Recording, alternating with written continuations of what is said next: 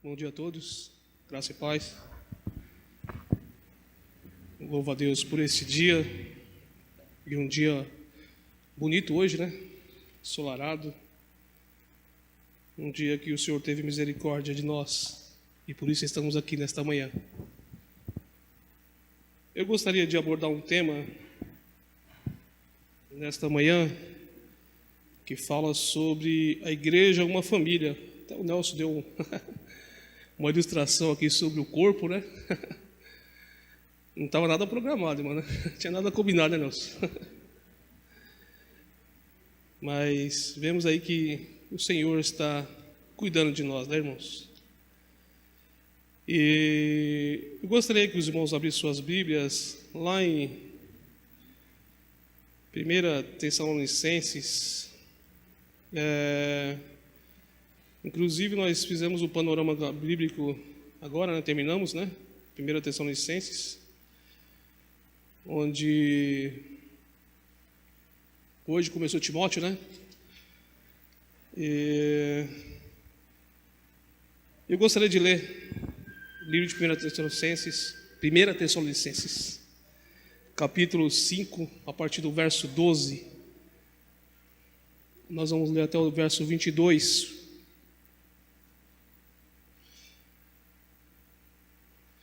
Agora vós rogamos, irmãos, que acateis com apreços os que trabalham entre vós, os que presidem no Senhor e vos admoestem, e o que tenhais com amor e máxima consideração por causa do trabalho que realizam.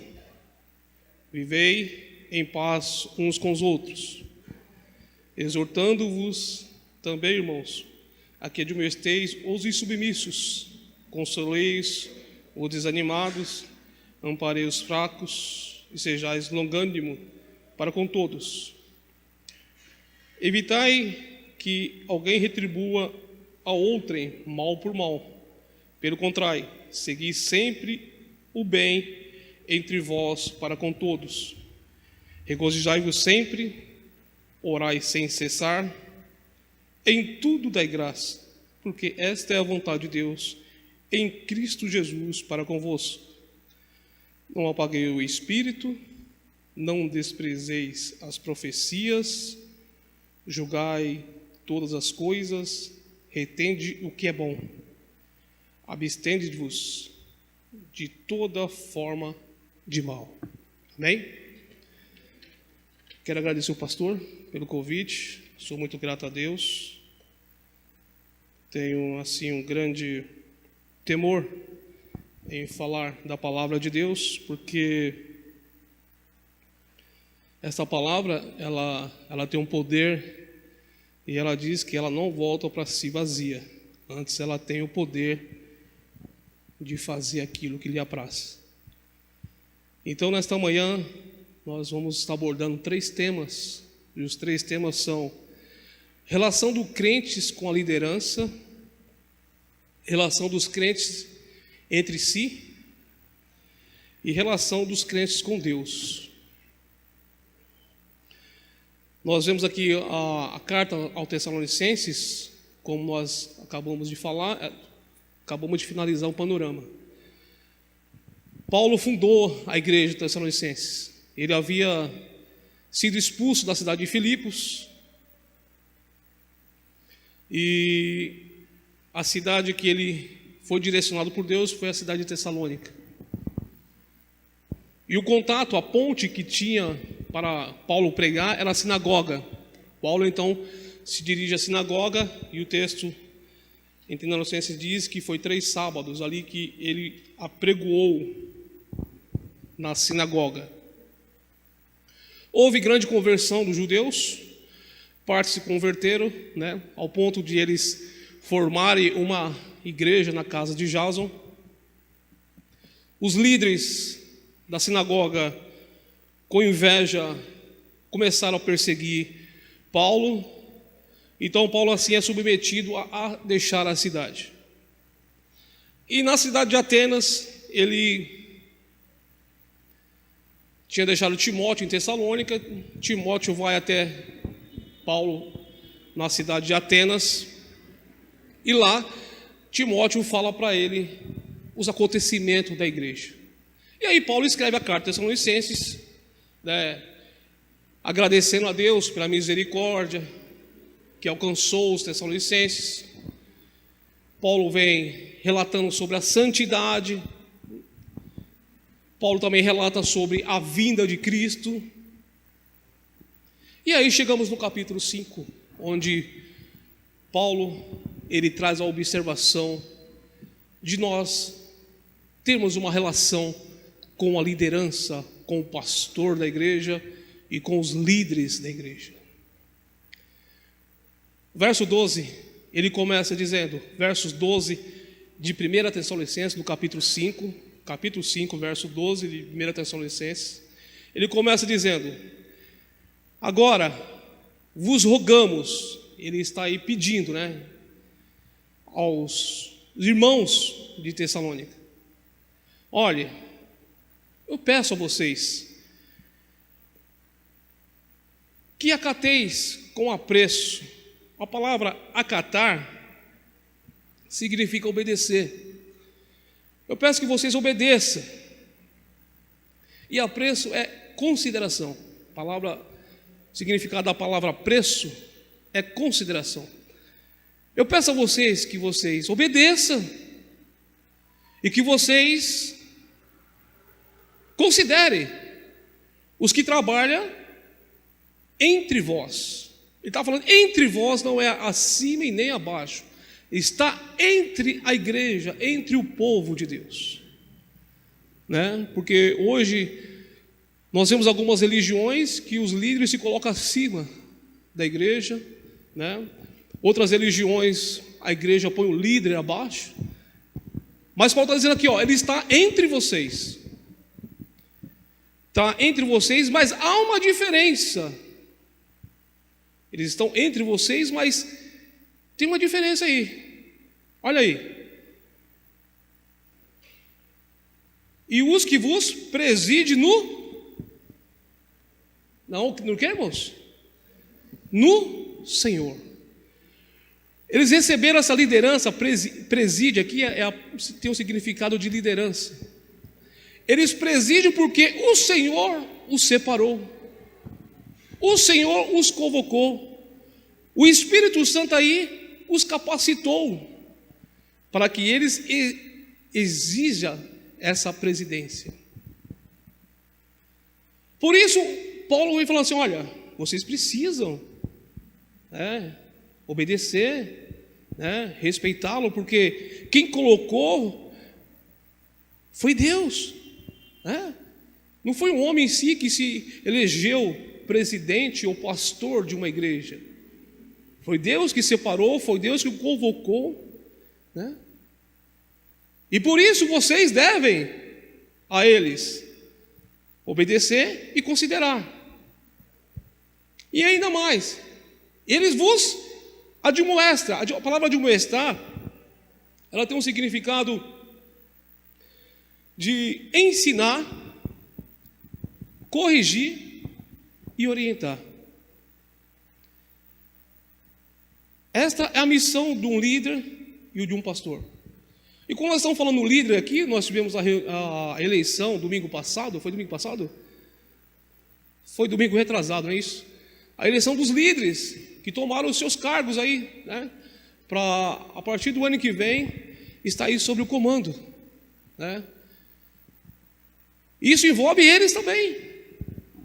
Departamento de criança, departamento infantil, departamento de jovens, adolescentes,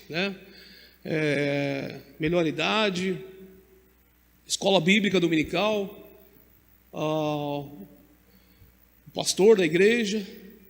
Esta liderança, eles têm essa convocação e essa capacitação pelo Espírito Santo de ensinar. E aí Paulo vai mais ainda, no verso de número 13, do capítulo 5, 13, de 1 Tessalonicenses, ele dá uma ênfase maior ainda. E o que tenhais com, o que, irmãos? Com amor. E que tenhais com amor, nós devemos amar. Além de obedecer e considerar, nós temos que amar. E amar significa cuidar, zelar, ajudar os líderes da igreja. Esta é a vontade de Deus para a sua igreja. Que nós, como corpo do Senhor, nós possamos amar a nossa liderança. E além de amar, ele frisa muito bem, em máxima consideração. Ou seja, dando o melhor. Em máxima, significa dar o melhor em prol do corpo da igreja. Por causa do trabalho que realiza. Viver em paz uns com os outros. Preste bem atenção. Ele vai até realizar. Quando viver em paz um com os outros, já se torna uma ordem. Isso é uma ordem que Paulo está dando. Olha, vocês precisam viver em paz. Até então ele estava rogando, ele estava pedindo. Olha, ame, considere, ajude. Mas agora ele já começa a dar uma ordem. Olha, vocês precisam viver em paz uns com os outros. Por que ele está dizendo isso? Na cidade de Tessalônica, os cristãos estavam questionando a liderança da igreja.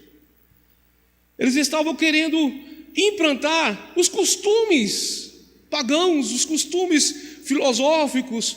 Eles iam se convertendo, e conforme a medida que eles iam se convertendo, ele queria trazer todos os seus conhecimentos para dentro da igreja. Só que a igreja, os que estão na igreja são separados e convocados por Deus. É o Espírito Santo que comanda a igreja. É Ele que distribui os dons, a capacitação dos músicos que está tocando, dos mestres que está ensinando, dos líderes dos departamentos. É o Espírito Santo que vai convocando. Isso não é imposição, isso não é democracia. Isto é a vontade de Deus para a sua igreja, para o seu povo. Foi por isso que Ele nos chamou, foi por isso que Ele nos separou, para fazer a sua vontade. E lá em Tessalônica, o povo estava querendo e desprezando a liderança, os pastores, os líderes, não sabendo que quem chamou foi Deus. Posso só pedir para colocar aí Hebreus, capítulo de número 13 e 17 de Hebreus. Olha o que está dizendo aí Hebreus. Obedecei a vossos guias e sede submisso para com eles, pois velam por vossa alma, como quem deve, que irmãos? Prestar contas. Todos nós vamos prestar conta, inclusive os pastores. Prestar contas para que faça isso com alegria e não gemendo, porque isso não aproveita a vós outros. Ou seja, todos nós vamos prestar conta diante de Deus, inclusive os pastores. Por isso devemos respeitá-lo, amá-lo, considerá-los, todos, e não sair maldizendo. Porque quando nós fazemos isso, maldizer, falar mal, causar intriga, isso vai gerar inveja, vai gerar guerra. E isso é o oposto do que Paulo está ordenando. Viver em paz com todos, isso é o oposto. Quando tomamos um caminho que não seja de amor, de ajuda, de carinho, de cuidar, nós estamos tomando um caminho oposto. E esse caminho oposto vai de encontro à ordenança de Deus, ferindo a vontade de Deus. Por isso devemos nos esforçarmos. E é interessante que o primeiro tópico está dizendo aí, né? A relação do crente com a liderança. Mas também existe a relação do crente entre nós mesmos, entre a igreja, entre nós mesmos. E aí nós pensamos o quê? Ensinar é só os líderes, é só o pastor que deve ensinar? É só o pastor que deve corrigir? De maneira alguma. Olha aí, verso de número 14 e 15 de 1 Tessalonicenses, capítulo 5, versos 14 e 15.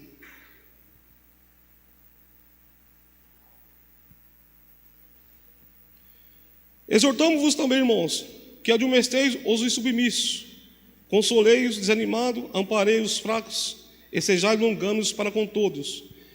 Evitai que alguém que retribua outro mal por mal, pelo contrário, segui sempre o bem entre vós para com todos. Só volta ao capítulo 14. Olha o que ele está dizendo, verso 14. 5:14. Exortamo-vos também, irmãos. Olha, está exortando os irmãos, que admoesteis, que ensinais. Ensinais o que, irmãos? Os insubmissos, os rebeldes, os que se rebeliam, os que estão contra os ensinos que o pastor traz. Aquele que está dentro da igreja, mas está sempre vendo coisas mal, só vê coisas mal.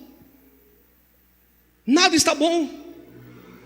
Ele está dizendo: olha, irmãos, olha, esses é nosso dever ensinar. Por que é nosso dever ensinar?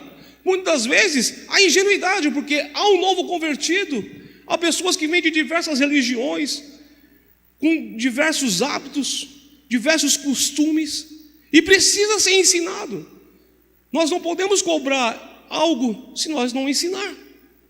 Só podemos cobrar se ensinarmos e ajudarmos.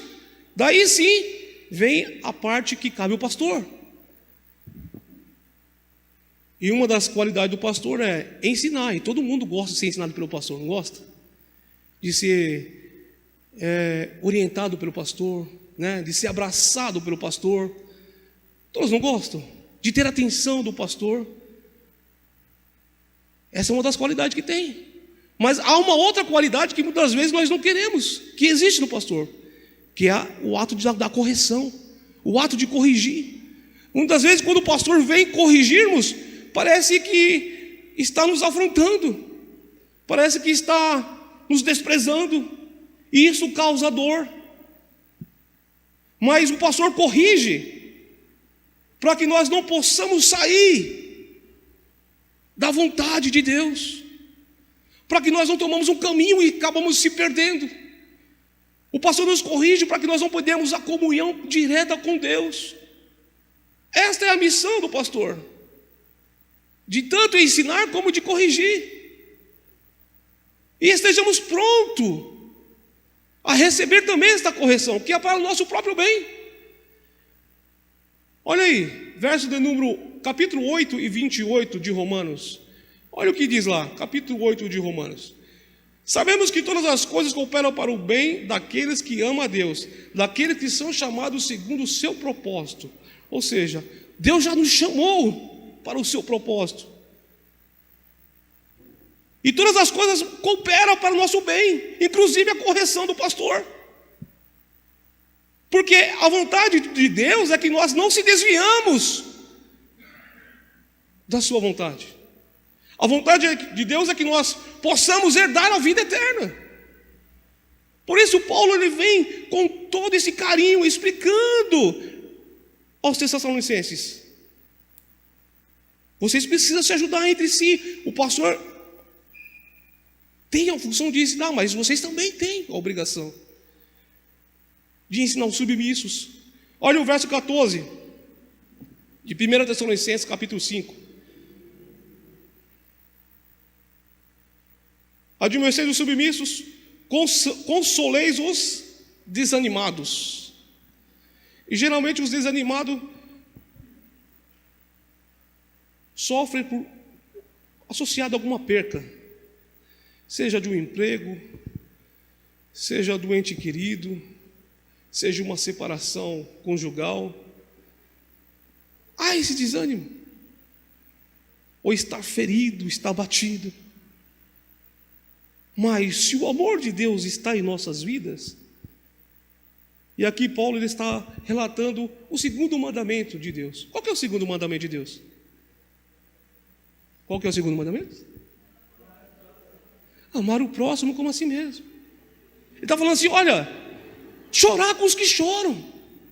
Chore aí com os que choram.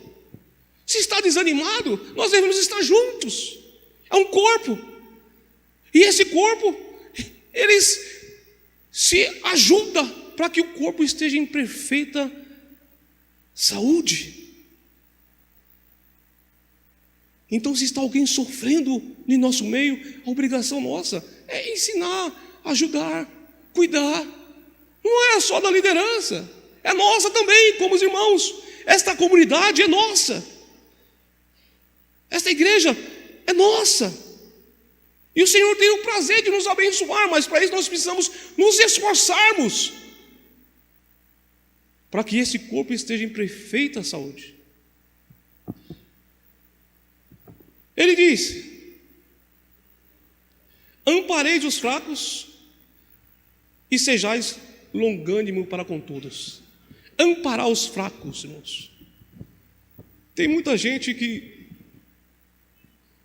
está dentro da igreja, mas não tem compromisso nenhum. Não quer se envolver com nada. Para ele não quer que ninguém se intrometa na sua vida. Ele vem para a igreja e sai. Se vai cumprir ou não cumprir, esse é o problema dele. Paulo está dizendo aqui, olha, esses que estão fracos, que não estão reconhecendo a vontade de Deus, que vem e sai da mesma forma que entra, cabe nós, como igreja, ajudá-los. Não é desprezar, não é abandonar, não é julgar. Cabe nós, com carinho, com amor, o ajudar. Porque, irmãos, quem é que salva? Quem é que convence o homem? O Espírito Santo de Deus. Fazendo isso, demonstrando amor, demonstrando carinho, o Espírito Santo de Deus vai se encarregar de fazer a transformação, de tocar no coração, de libertá-lo e de transformá-lo. E quem sabe seja um instrumento nas mãos do Senhor. Não cabe a nós julgá-lo ou expulsá-lo. Cabe a nós, com longanimidade, olha lá, e sejais longânimos. Tenha paciência. E muitas vezes falta paciência para nós, hein, irmão? Não falta? Ensina uma vez, ensina duas, ensina três, ensina quatro, ajuda, né? Olha, mostra o caminho aqui, e parece que não se acerta, né? Mas está dizendo assim, olha, seja longânimos, para com todos, tenha paciência, tenha prazer de ajudar, tenha prazer de amar, tenha prazer de estar juntos, inclusive dos desobedientes, aqueles rebeldes. E aí entra para o terceiro passo, a relação do crente para com Deus. Falamos da relação do crente para com a igreja, para com a liderança. Falamos da relação do crente entre nós. E agora vamos falar da relação do crente com Deus. E aí lá no verso de número 15, aliás, 16, 17 e 18. 16, 17 e 18. Regozijai-vos sempre, orai sem cessar, em tudo dai graças, porque esta é a vontade de Deus em Cristo Jesus para convosco. Regozijai-vos sempre, irmãos. Isso é uma ordem. Ele está falando regozijai-vos sempre. É uma ordem. E a palavra regozijar é alegria. Alegria. Ou seja, se nós temos esta ordem de estarmos alegres, e aqui não importa a situação, não importa a circunstância, não importa se está bom ou está ruim, a ordem é alegrai-vos sempre. É uma ordem. Quem não obedece a essa ordem está Desobedecendo a ordem de quem? Do próprio Deus. Porque nós lemos lá, esta é a vontade de quem? De Deus em Cristo. Põe 18. Vamos ler lá de novo?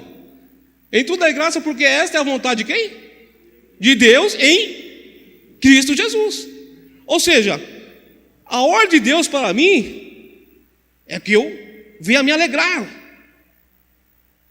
Porque se eu não me alegrar, e aí não importa a situação, se estiver doendo, se estiver em tribulação ou perseguição, como a igreja de Tessalonicenses estava sendo perseguida. A igreja de Tessalonicenses, irmãos, só para os irmãos terem ideia, eles estavam perdendo emprego, eles estavam perdendo casa, eles estavam perdendo seus filhos, uns estavam até morrendo. Mas Paulo fala para eles assim, alegrai-vos sempre, porque todas as coisas cooperam para o bem daqueles que amam a Deus.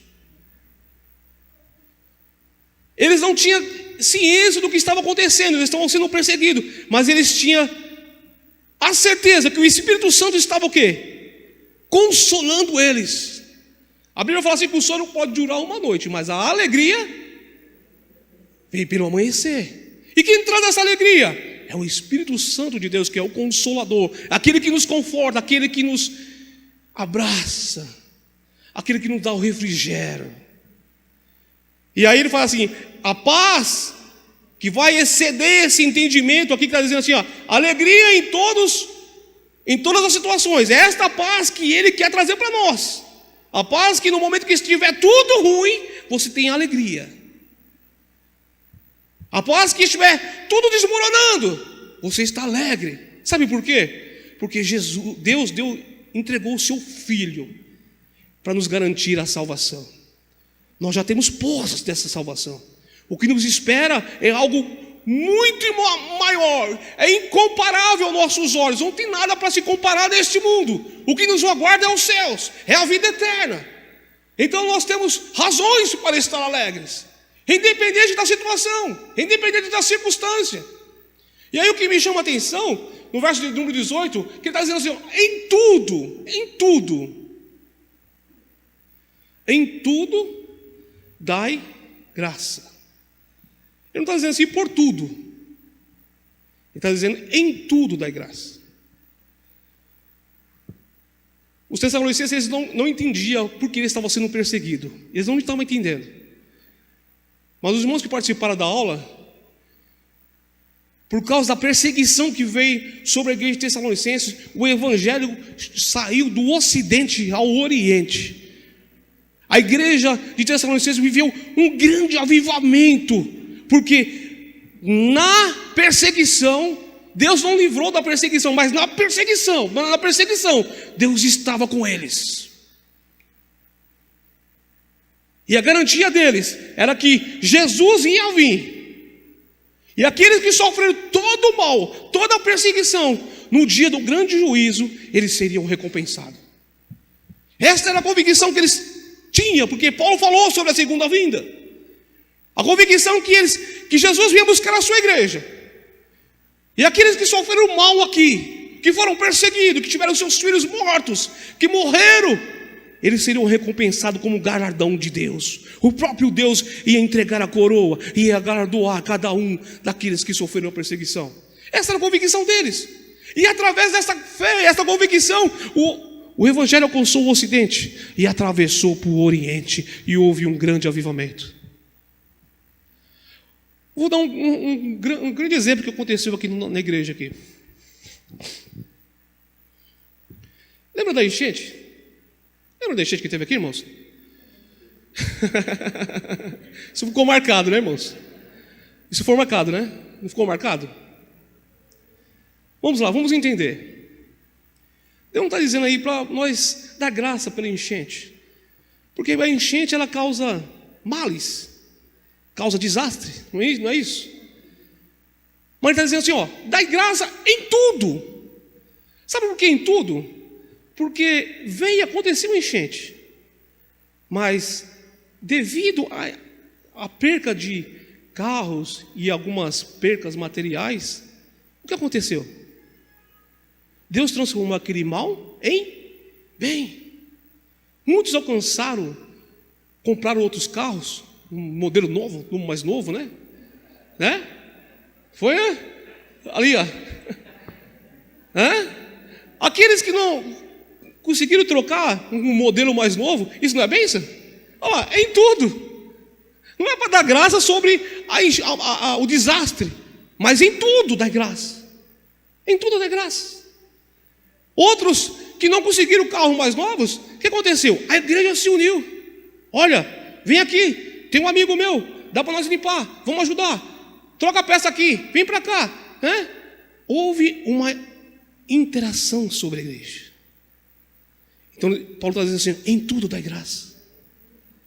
Porque o Senhor, Ele permite, mas Ele entra na tribulação, na angústia, no sofrimento. Ele entra junto e Ele transforma aquilo que é mal, Ele transforma em bem.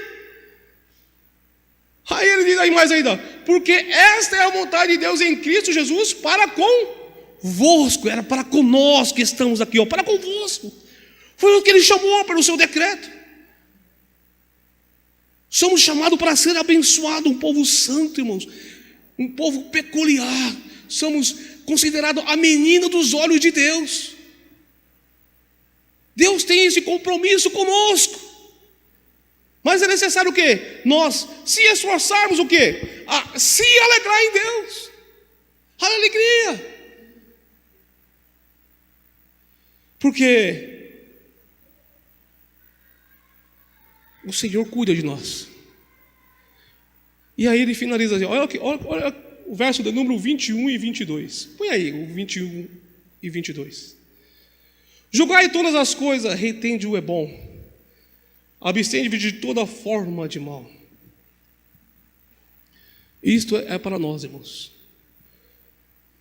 Tudo aquilo que for mal, tudo aquilo que vem ferir o corpo da igreja, aquilo que for ferir meu irmão,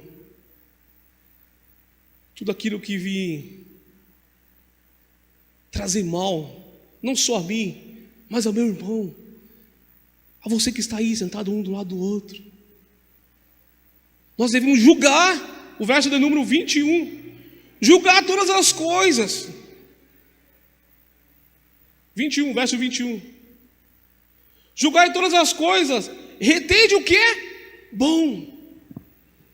Se nós vemos que vai acontecer, ou se não já aconteceu, ou está acontecendo, é nossa missão cuidar um dos outros. Se nós vemos que está acontecendo algo de ruim, é de bate pronto. Ele está falando assim, é de bate pronto, é nossa obrigação fazer com que o mal cesse. E aquele que sabe fazer o bem e não pratica, que, irmãos? Peca. Ele está dizendo aí, o mal chega aqui, daqui para frente é o bem. Eu não posso progredir com o mal, porque se eu progredir com o mal, eu estou pecando, eu estou desobedecendo a ordem de Deus. É nossa missão.